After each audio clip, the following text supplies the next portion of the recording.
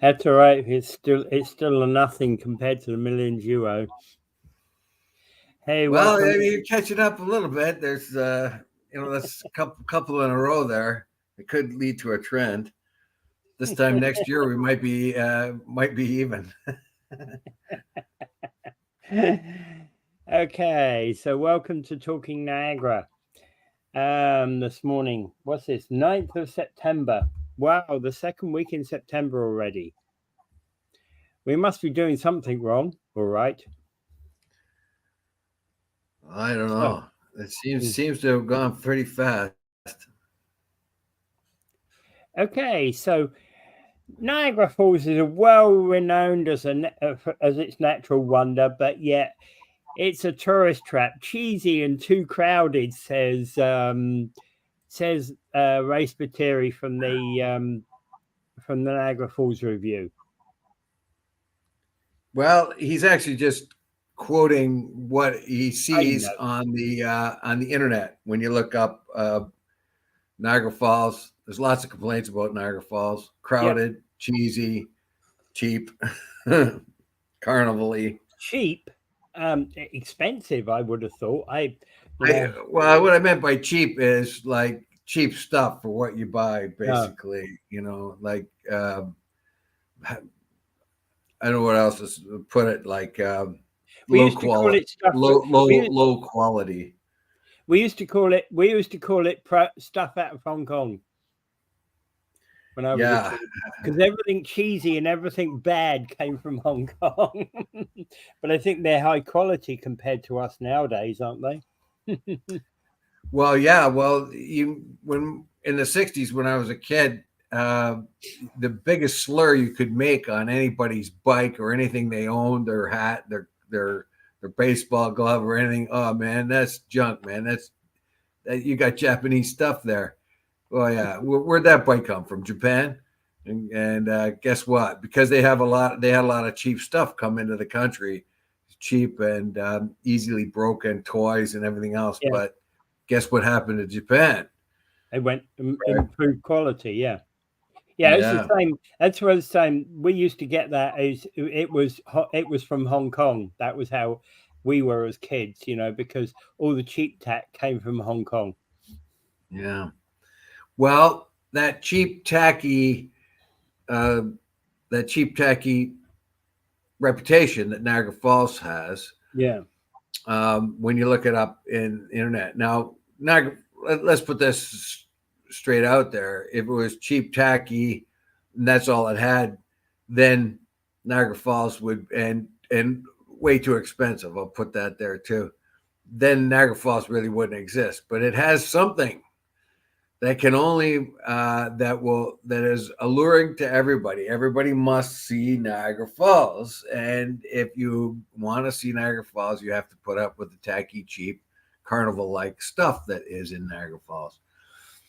Now, the whole idea of this article is: should we advertise Niagara Falls as the cheap and tacky sandwich between the Great Lakes? No. That now the negative sort of advertisement is big. It is working someplace, like come to the Mammoth Caves, where 250 million people have been disappointed to see the Mammoth Caves and things like that. It's kind of like reverse engineering. It's like putting an artificial negativity on it as to open somebody's eyes or to bring their attract them to the site. So it's supposed to be instill a little bit of humor and get and make the person interested in coming here. It's like self-deprecation humor, basically. Yeah. So this particular fella in the article, Vanderbaum is his name. I got to get it up here. This advertiser, he suggested that we could increase the amount of tourists here by sort of self-deprecating self-deprecating advertisement, like come to the cheesy, over expensive, natural wonder, where you're going to get clipped for all this kind of stuff, right? They can't make it too. Eric Yaverbaum, CEO of Erico Communications, a public relations firm out of New York City. Yeah, well. Yeah. Yeah, go ahead. Yeah, well, I don't know. Do we trust a public relations firm to do us wonders? I'm not so sure that it would fit here in Niagara Falls. We're going to get a pile of, we're going to get lots and lots of tourists anyways, because we have Niagara Falls. Yeah. Do you really want to dissuade a handful of them by reinforcing the negativity of Niagara Falls? Yeah. Now we here who live here know this, the cheap Chinese souvenirs, the overpriced cheap Chinese souvenirs, the overpriced attractions, the hideously high accommodation costs, and the tourist tax and all that is a negative thing. And if you talk to any tourists that's been here, they usually, if they come in off season and they get reasonable prices for the rooms, and that, you don't get the same complaints. But if they come on season, I know I used to live down there, and there was bed and breakfast, and I got a lot of people saying, well, yesterday I went to see the falls. I'm pretty impressed by the falls, but nothing else. So I'm going to go down to Niagara on the Lake. I think Niagara Lake is just as bad anyway. It's a big phony dome. Niagara on the Lake is as expensive, if not more expensive, than Niagara Falls. But I suppose the one thing, but it's classier. It's just what I was going to say. So a tad classier, so you don't mind paying the extra expense. Yeah, that's. But remember, Niagara Lake didn't used to be as much of a clip joint back when I was talking. This would be back in the 80s or 90s. So the Niagara on the Lake wasn't as much of a clip joint as it is now. It's a clip joint shrouded in silk, basically, but it's still a clip joint.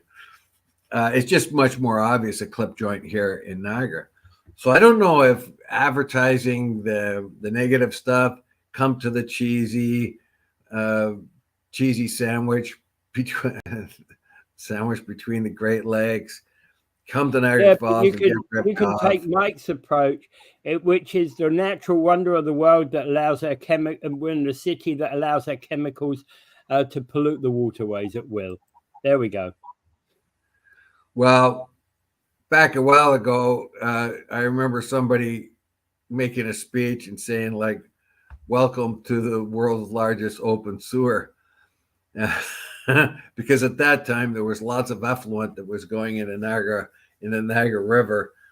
And so welcome to the place where you see the largest open sewer, basically, where stuff was going over. But so that's changed, but the chemical thing, yeah.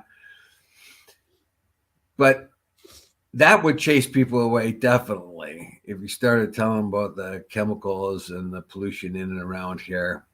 It's like come to Love Canal kind of thing. Yeah. But I don't know. I don't know if that self-deprecation type of advertisement would be good for Niagara Falls. I don't think so. I can see that working for New York City. Yeah. I can't see it working for Niagara Falls. No, not at all. I don't think so either. You don't want to draw people here with a self-deprecation humor where they think, oh, that's exaggerated, so I'll come. And when they get here, it's even worse than they thought. It might take the joy out of whatever part of the vacation they liked. Remember, we have millions of people coming here because the falls are here, and that makes them all vulnerable to being clipped. Yeah. Lousy, cheap souvenirs, super expensive rooms, tourist taxes, and probably overpriced rides on Clifton Hill, things of that kind. But I don't know. Probably shows you haven't been on the rides for a while. Neither have I. No, but I'm sure they're exorbitant. Yeah, because they can, and all those wax museums and stuff like that charge as much as they can, and if people aren't coming in, they reduce the price. I find wax museums spooky, to be quite honest. Well, I just kind of find most of them aren't really all that good. The Tucson's was a good wax museum. It was right on Clifton Hill, and it was a pretty good one. And there was all these other ones that showed up, and I don't think they're much. Remember going through them, thinking there's really not much to these. But anyway. And Mike points out that now they've overpopulated the city, gridlock will be worse and worse. Yeah, that's another thing we could put into the self-deprecating. Come to the overcrowded traffic jam of Niagara Falls. You'll just love it. Once you finally get a room after being 3 hours in a gridlock, and then you finally get into a room that's way too overpriced, and then you go out and buy something and it's junk and you've paid a lot for it, and you pay $20 for a hamburger and you can't find the ham in it, kind of thing. I know, I don't think it would work here. No. Okay, so moving on. Marie Holler, Marineland owner, is dead. Yes, wife of the Holler that bought it. I forget his name now. Yeah. Right, that was it was just passed down to her. She was his spouse. Yeah. Holler, the creator of Marineland, very, very successful business, but very, very controversial. Yeah. Well, it's sad, but the thing is, Marineland we still need to keep that Marineland. We need, we need rides. It's what we need. I don't know what they're gonna do. They still have a bunch of beluga whales there, but they've had a whole bunch of killer whales die there. So it's really not a really good environment for wildlife. And of course, we know the story of Smoochie and how that didn't go all that well.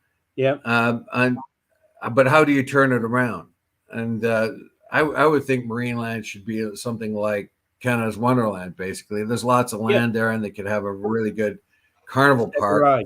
Yeah, a lot of rides. Of course, that might threaten a few of the rides on Clifton Hill. I doubt it though, but I would see that's the way to go.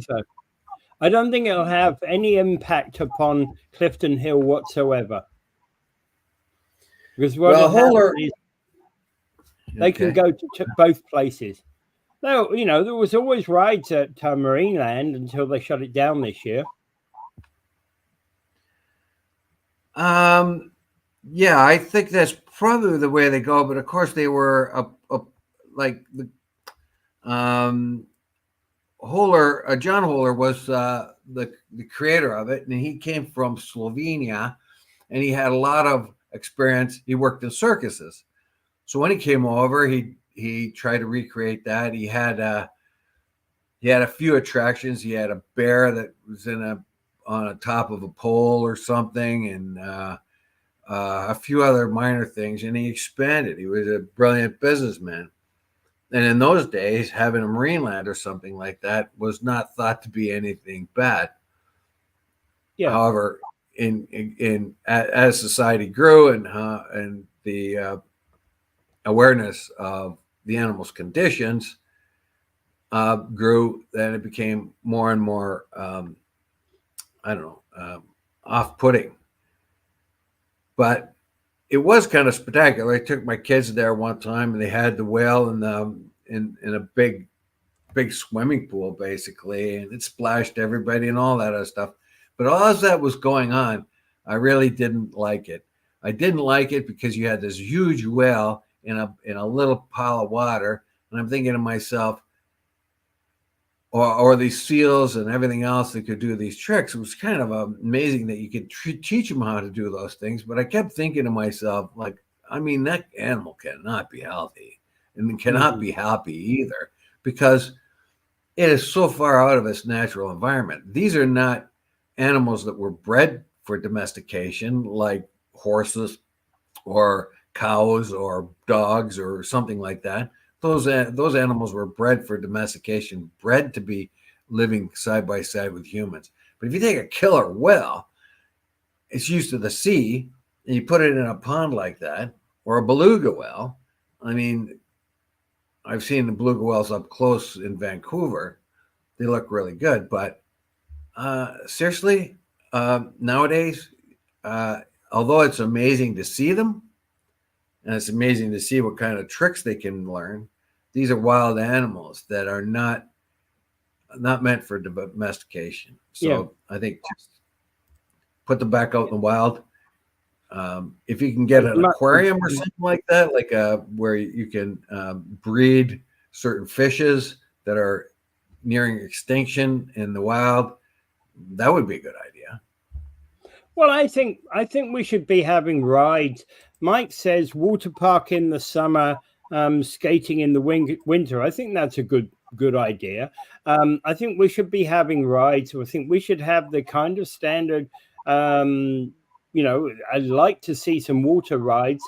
Used to be that you walk over to this raft and you get on the raft and it would spin around and it would go down this water slide, and a couple of things like that. I think there's potential there for water rides. There's potential there for other rides, and I think let's open it up to other rides.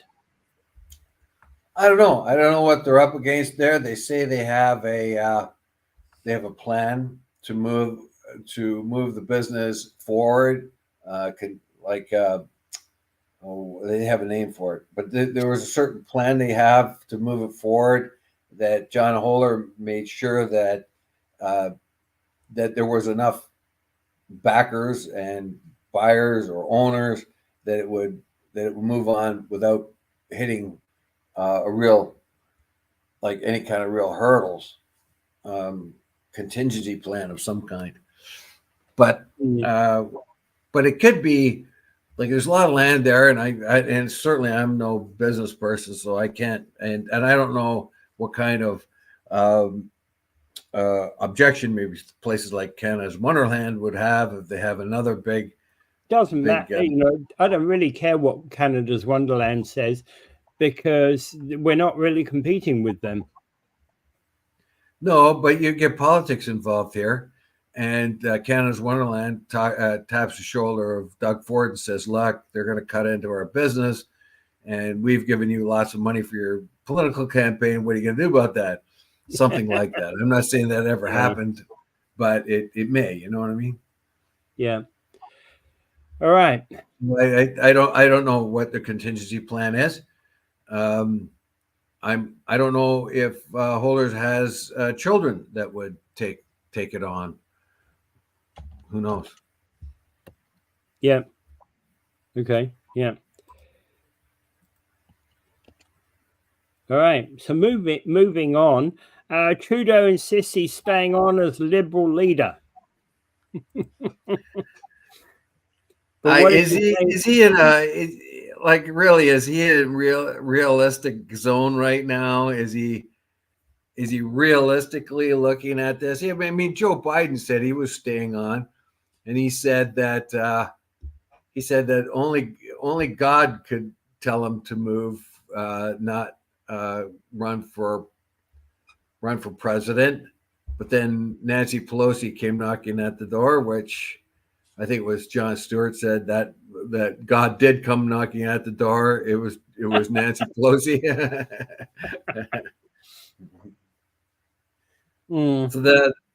So like I said, I mean, I've got 2 more days for him to make that announcement because I said his 9/11 would be 9/11. But I'm sure it's going to happen. It is going to happen. It has to. His popularity is so terrible. Well, the Liberal caucus will be meeting in Nanaimo this week, right, ahead of a full parliamentary sitting. So Prime Minister Trudeau insists that he will lead his party into the next election, despite polls citing his, how poor popularity is. Well, according to Thomas Mulcair, one of the biggest and most important aspects of this caucus meeting is they're going to bring in somebody that's not in the caucus, and that's Mark Carney. Mark Carney is thought to be the best choice among many to be the next Liberal leader. And the reason why that is because he's a banker. He was the banker, Bank of Canada governor from 2008 to 2017. He was the Bank of England governor from 2013 to 2020.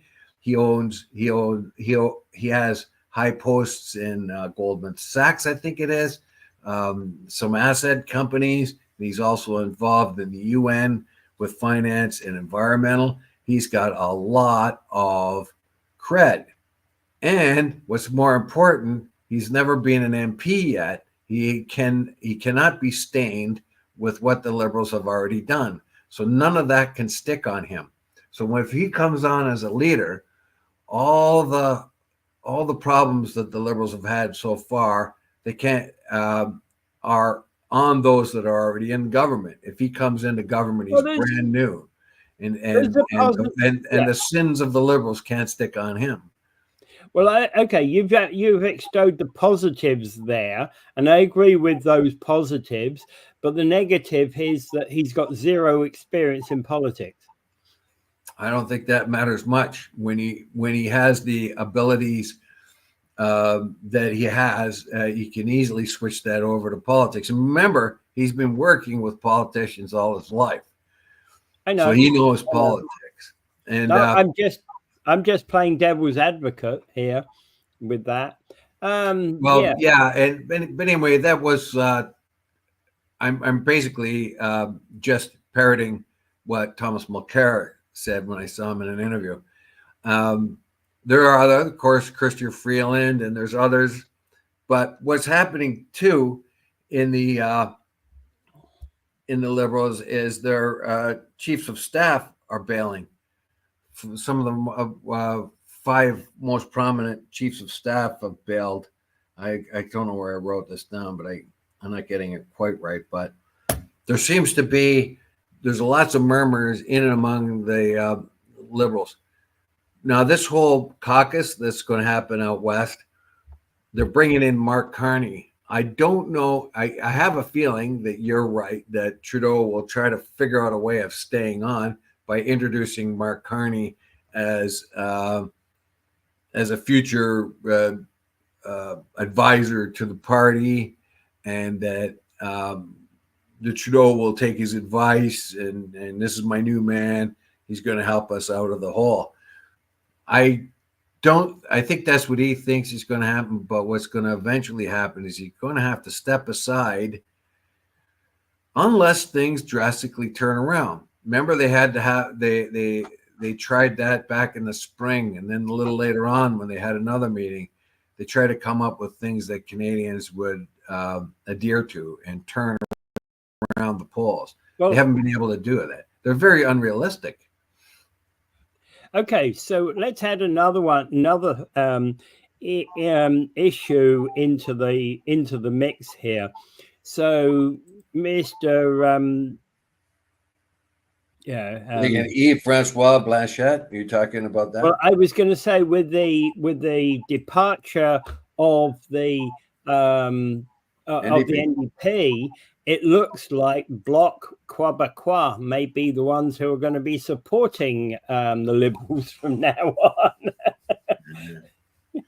Well, that is true, and it's been leaked that the Bloc are rubbing their hands like this because the only way you're going to stay in power do things for the to French, deal with do us. things for Quebec. Yeah. Yeah. And if you think, and they're basically saying, if you think you had to give concessions to the NDP to stay in power, wait till you talk to us, because we've got a bunch of things, a big long list for things for Quebec, that if you want to stay in power, you're going to have to do this. Now, this isn't going to go down well with the rest of the west of the country, because Quebec already gets preferential treatment a lot of the times, because the Liberals need those votes in Quebec. As we know, we got a bunch of their refugees here in Niagara Falls just because Quebec says we don't want them anymore.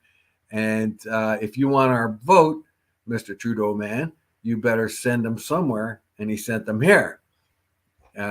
He can't. And of course, one of the reasons why he sent them here is because we have a conservative MP, and so he doesn't have to make a liberal MP unpopular. Plus the fact, of course, we have all the hotel rooms. So what Quebec wants, Quebec already gets, but they want much more. So if you want to stay in power there, JT, we've got this list of things you've got to do for us. And Pierre Poilievre said he's going to throw confidence motion after confidence motion on the floor. He thinks it's way overdue for an election.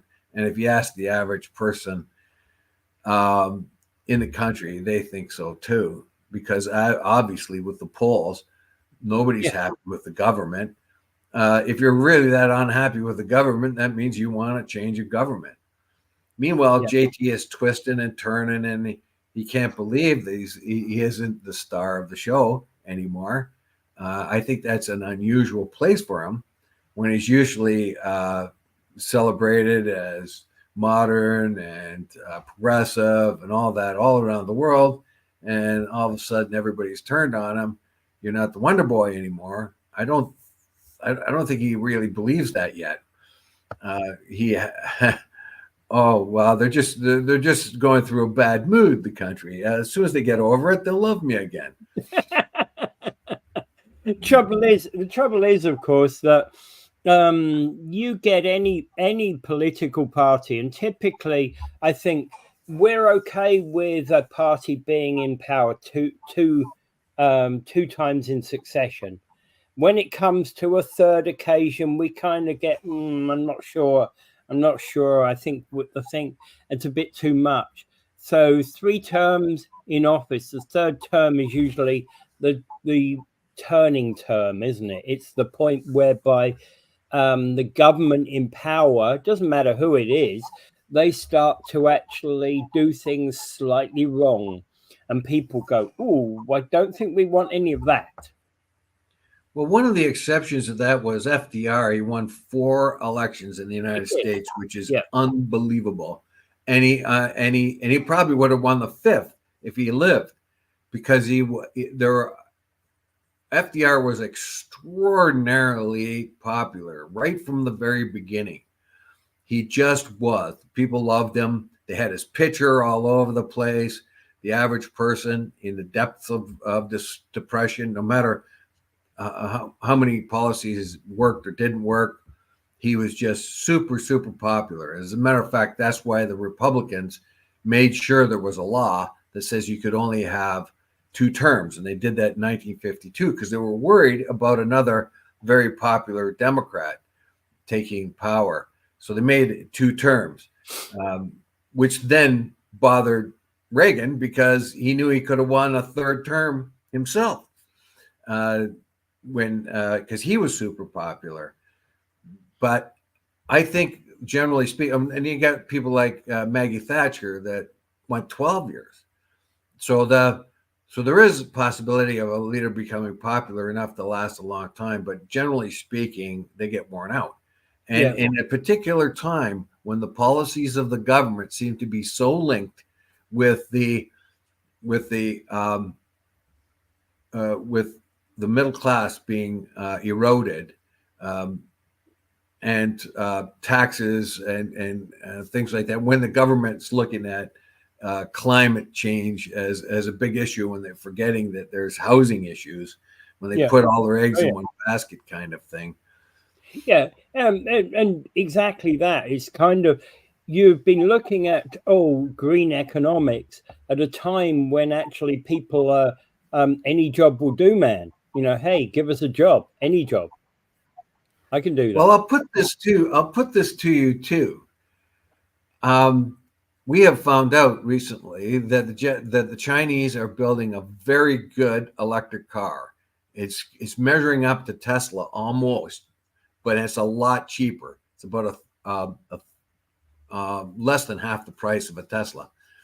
You can buy a Chinese electric car if it did not have the duty on it that we've placed on it for about $11,000. Brand new sedan electric car, and is a very good one. It's a safe vehicle, and it's very, very good. And they sell them all over the world.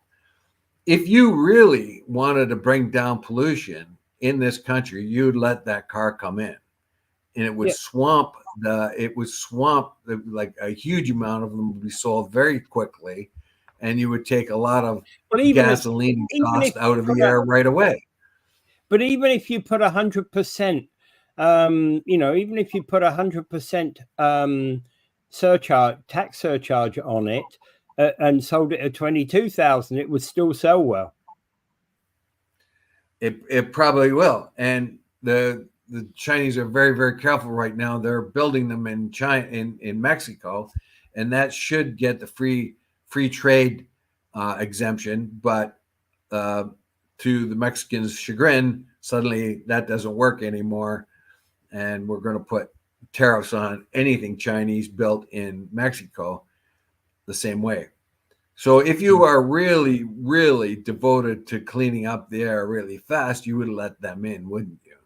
That would cause chaos in your own economy. It would reduce. So there's the division line right there. We have to change right now. We have to get all this done right now to save the planet. But we could do it. We could speed that process up by bringing in Chinese electric cars, and the Chinese have found that a great deal of their own pollution is being reduced because of that. Anyway, Peter Biker says, Carney is yet another an international politician serving worldwide interests. This is getting very scary. Yeah, he is. He's very well known, but he does have an appeal. He was born and raised, I think, in the Northwest Territories from very humble means, and he's worked his way up to one of the most prestigious positions in the world, as Governor of Bank of Canada, Governor of Bank of England, and his work in the UN. Yeah, I'm not so sure how he's any worse than anyone else would be, and if his loyalties are more with international banking than they are with a nation, who knows? I don't know. He'd have to be vetted, I guess, by the voters somehow, if indeed he comes up. Yeah. Okay. So, minority of government is what we should always have, says Mike. Right. And then we've got also Mike saying, next federal election, Canadians should concentrate on making the Bloc the weakest party in Canada. We can do all we want. We can do all we want, Mike, but as Ontarians, we have no sway over how Quebec votes. And the interesting thing is when Jack Layton was leader of the NDP and faced that election, what was that, 2011? The Bloc Québécois was almost wiped out.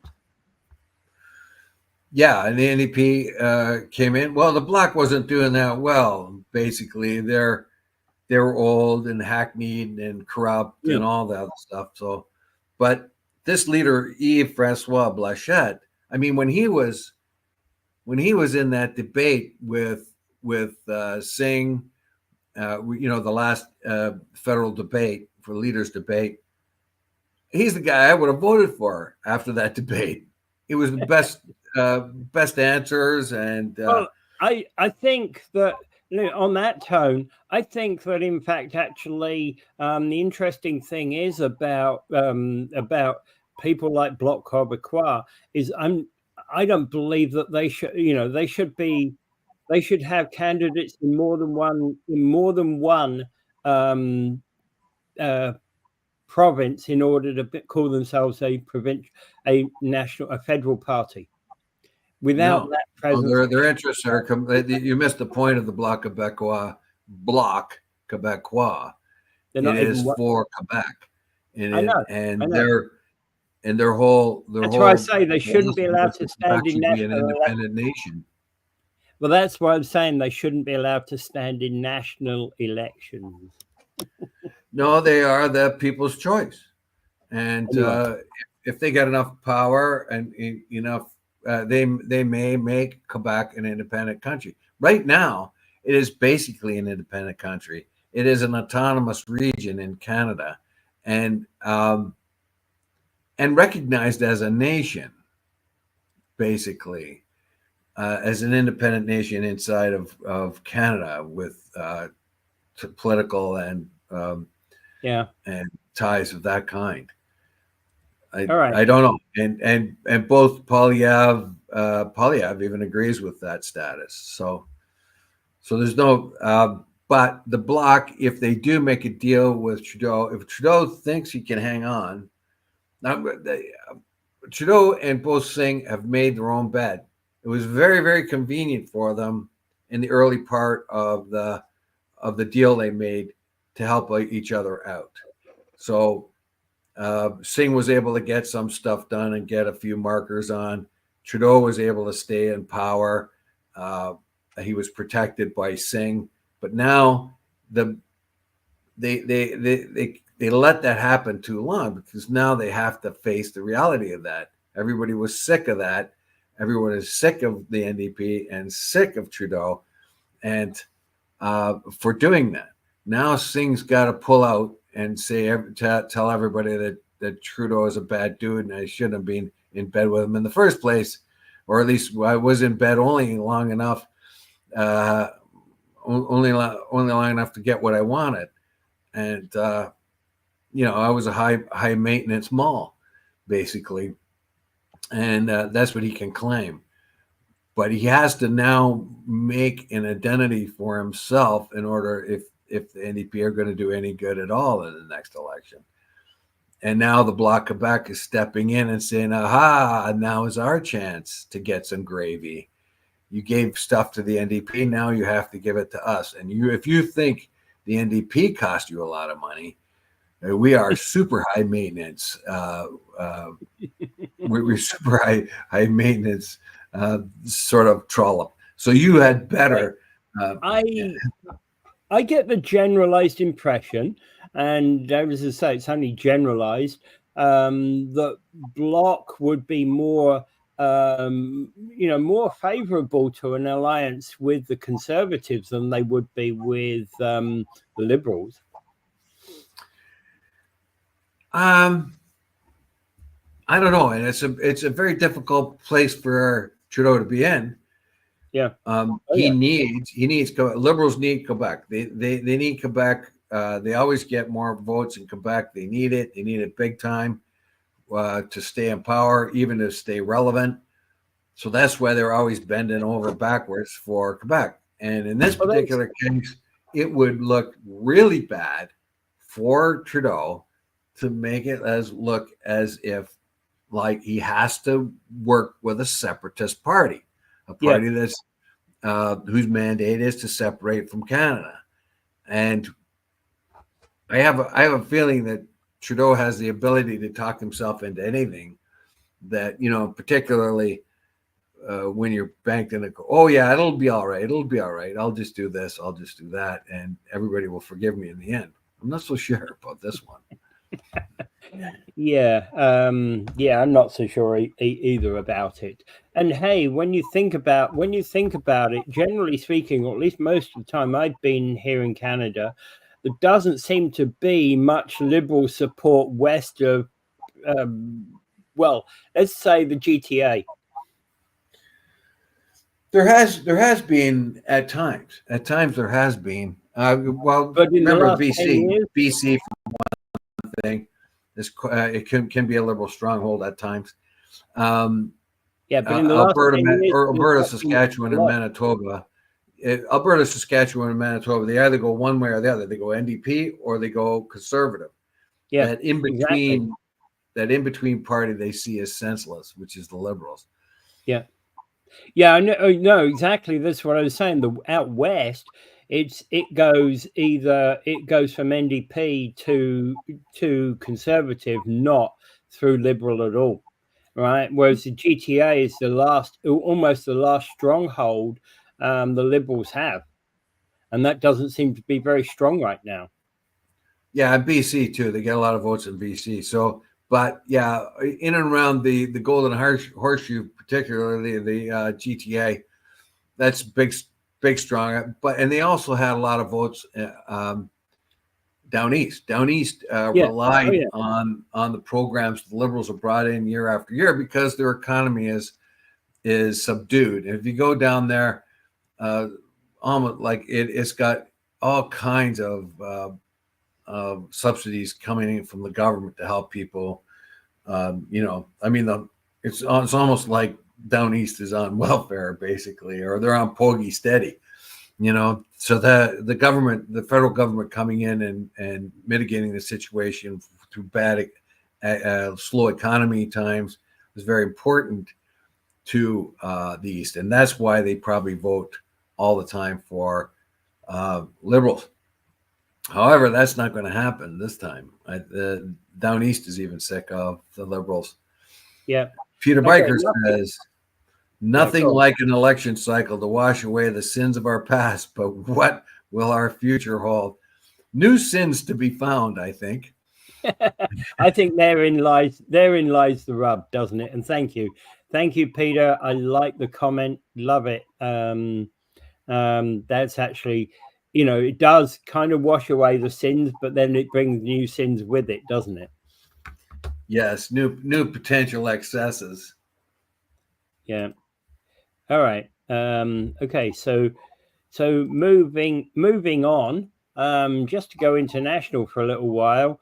Libyan authorities ordered the detention of militia leaders over the killing of UN-sanctioned human trafficking.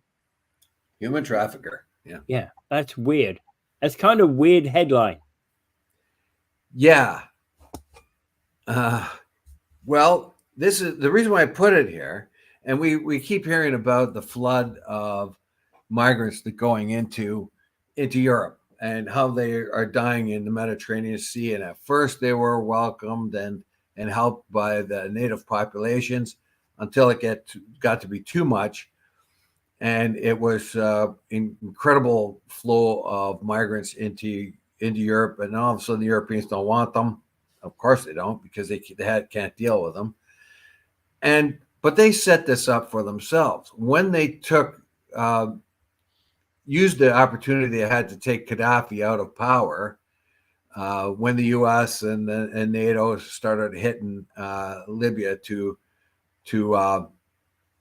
take out Gaddafi and to disable, put the area into,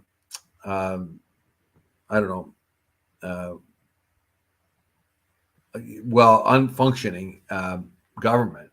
This allowed a lot of criminals to take advantage of this.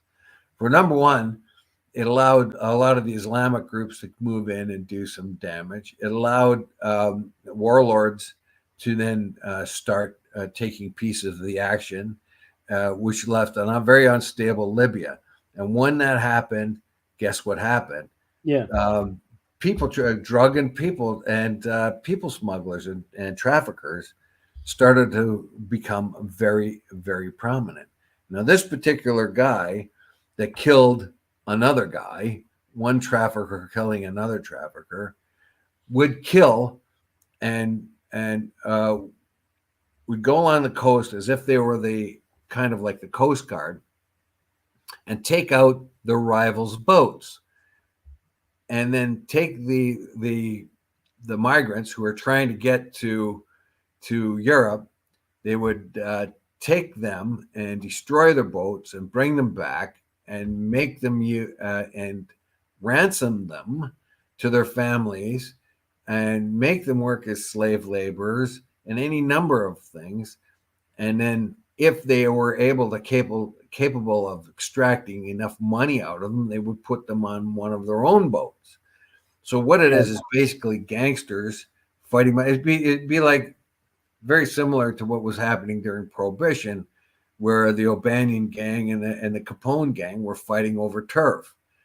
They're both doing illegal things, but those illegal things were highly profitable. But what I don't get in all of this is how come the UN Security Council gets involved and sanctions one of these traffickers. Well, they sanction them because they have money and they invest money and they have bank accounts. So there's where the sanctions come in.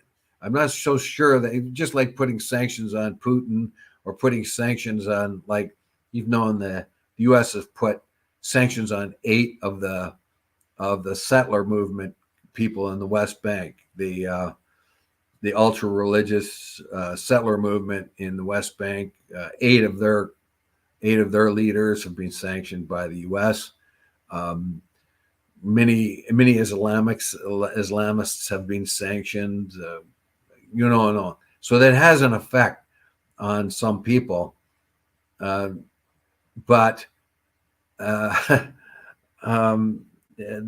reason why I put it here is just as a notice is what happens when you do something you don't know what you're going to do.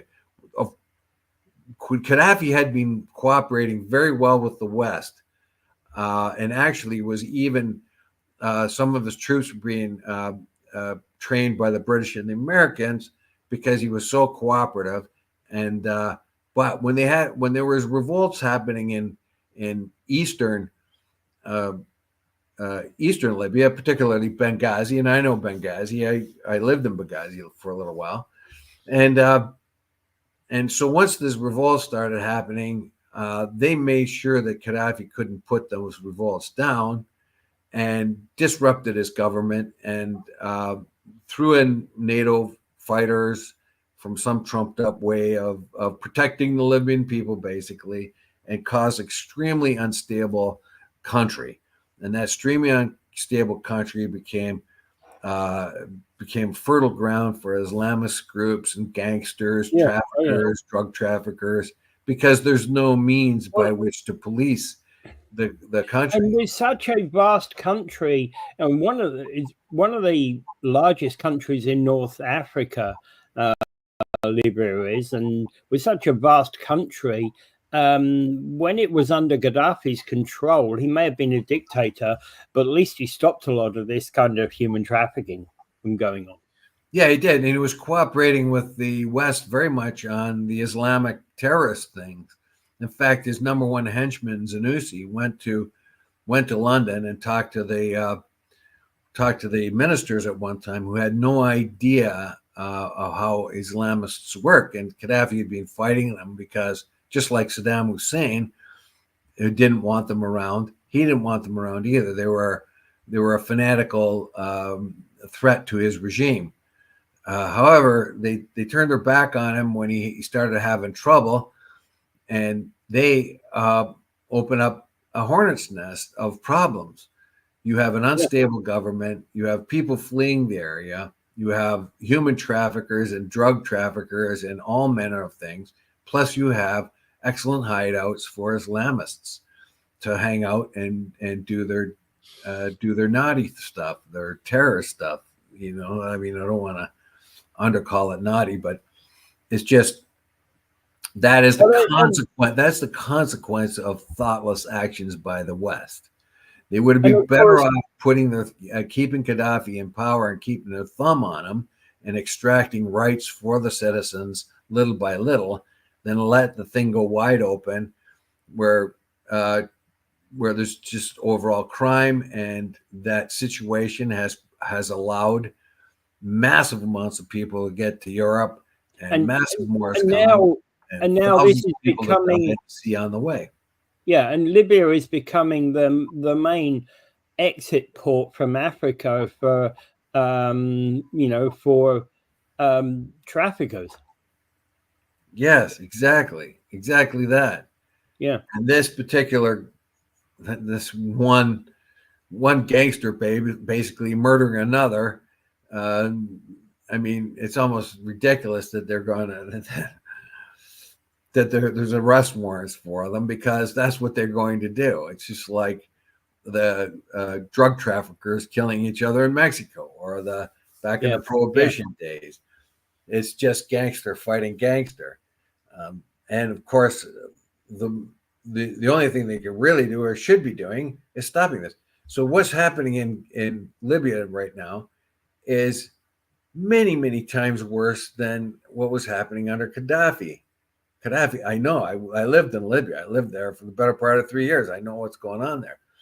It was not a good place, but it was a stable place. Stable with the thumb of Gaddafi put on everyone. Well, yeah, you see, both that was true with both Saddam Hussein and Muammar Gaddafi. At least they were stable governments. Yeah, stable environments. Like, the people didn't like it. I can tell you that much for right. Sure, I get that. And every time the West looked at these huge demonstrations against the West in Benghazi or Tripoli or whatever, there used to be one every couple months, or every month or so, in every month or so in Benghazi. They'd have these big, huge demonstrations and stuff like that. They were all forced demonstrations. So the people in the West looking, oh, those Libyans are nuts. They're out of their mind. They hate us. No, in that particular case, if you didn't go on the street and hold a placard up, there was a knock on the door. How come you're not out there? You can't just say, well, I don't believe in this demonstration. You see what I mean? Yeah. But there was, aside from that overall fear, there was still a functioning society. People were still making money. People were still building and buying homes. Their kids were all being educated. In 1969, when Gaddafi got in, it was the poorest country in Africa, and it had the 90% illiteracy rate. By the time he went, every kid was in school. Yeah, exactly, and that's a major difference. We may not have liked Gaddafi, but he educated his populace. He also brought in hospitals. I mean, they weren't great hospitals, but if you got none, it's better to have some than none. Yeah, exactly. Some is better than nothing. Yeah. Yeah. So that's the now in the West's infinite wisdom, they made sure the Gaddafi regime collapsed, and now they have a free-for-all going over there. They have an unstable government, and they have massive amounts of immigrants leaving there, dying at sea, and when they get to Europe, they don't want them anyway. Yeah, I don't know what else to say about that. And that's the reason why I put that there. Not so much that one gangster is killing another gangster, one trafficker is killing another trafficker. That's not really what it's all about. It's the fact that this trafficking is happening. Basically, Peter Biker's saying they sold the murder of Libya's leader as part of an Islamic Spring, but reality is their chaos destroyed a whole balance of power for the sake of embedded financial interests. And I agree. Yeah, and political too. If you notice that the West's technique was to bring down Iraq and leave it unstable. Yeah. So so there was a powerful dictator that held everything together. They didn't replace that dictator. They didn't replace it with a centralized government. They replaced it with the Kurds, the Shias, and the Sunnis always battling and never being able to get their act together, and also leaving the place wide open for Islamic surgeons or others to fertile ground for them. And if you look at Syria, they tried to get rid of Bashar Assad. They tried to get rid of him.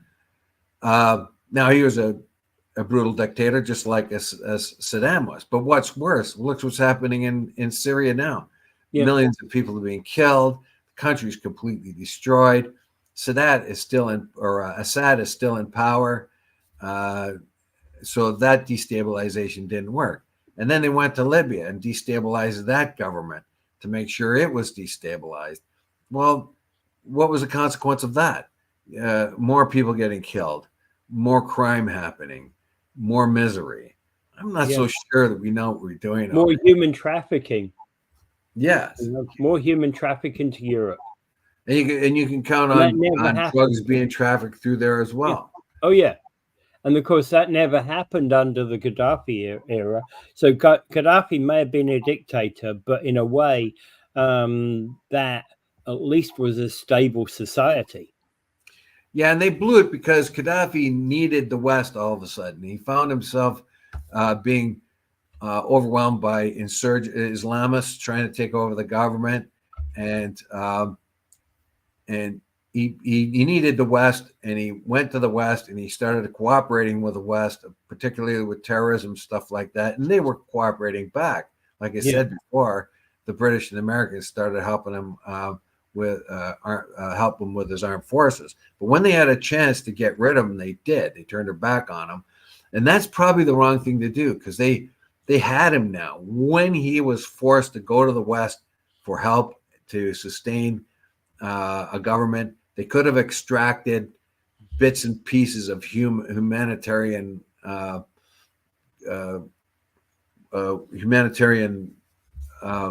measures that come out of Libya on his side, but they didn't. And what they did was they turned the place into a murder zone. Yeah. And a crime zone. Yeah. I'm not so sure. I mean, to destabilize a country, you think, well, of course, if you destabilize it, you never have to worry about it. Saddam Hussein was becoming a very powerful military, but nowhere near the military that Israel or the U.S. had, but it still was a powerful military in the area. So they figured, well, if they destabilize it, that would be better. And same as Syria. And they did, but I'm not so sure it's all that better. Because when you destabilize these regimes, you start migrants moving because you now start war zones and people start moving out and trying to get away from where they are. I'm not so sure it's a good idea. Yeah, I agree with you. I agree that destabilization is not a good idea at all. Okay, I think we've kind of come to the end of our day here for Monday. Yes, and I'll do the old